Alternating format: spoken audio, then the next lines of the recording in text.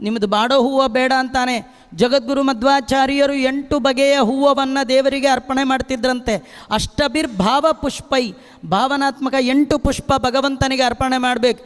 8 ಗಿಂಟು ಮಧ್ವಾಚಾರ್ಯಗೆ ಅಷ್ಟೇ ರೀ, ನಮ್ಗೆ ಅಷ್ಟು ಯೋಗ್ಯತೆ ಇಲ್ಲ. ಒಂದೇ ಒಂದು ಪುಷ್ಪ ಮಾಡಿ ಸಾಕು ದೇವರಿಗೆ, ಒಂದೇ ಒಂದು ಹೂವು. ಅಹಿಂಸಾ ಪ್ರಥಮಂ ಪುಷ್ಪಂ ಸತ್ಯಂ ಇಂದ್ರಿಯ ನಿಗ್ರಹ ಶೌಚ, ಇದೇ ಮೊದಲಾದ 8 ಪುಷ್ಪ ಇದೆ.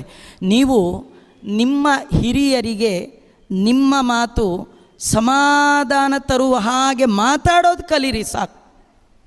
ಸತ್ಯ ಮಾತಾಡಿರಿ. ಸತ್ಯ ಅಂದರೆ ಯತ್ ಸತಾಂ ಹಿತಂ ತತ್ ಸತ್ಯಂ. ಸತ್ಯಂ ಬ್ರೂಯಾತ್ ಪ್ರಿಯಂ ಬ್ರೂಯಾತ್ ನ ಬ್ರೂಯಾತ್ ಸತ್ಯಂ ಅಪ್ರಿಯಂ. ಇದೇ ದೇವರಿಗೆ ಅರ್ಪಣೆ ಮಾಡಬೇಕಾದ. ಹಿಂಸೆ ಆಗಬಾರ್ದು ನಮ್ಮಿಂದ, ಕಾಯಿಕವಾಗಿ, ಮಾನಸಿಕವಾಗಿ, ವಾಚನಿಕವಾಗಿ ಇನ್ನೊಬ್ಬರಿಗೆ ಹಿಂಸೆ ಮಾಡದ ಹಾಗೆ ಒಂದು ದಿನ ನಮ್ಮ ಬದುಕು ನಡೆಸಿದರೆ ಆ ಬದುಕನ್ನು ಭಗವಂತನಿಗೆ ಅರ್ಪಣೆ ಮಾಡಿದರೆ ಅದೇ ಪುಷ್ಪಂ.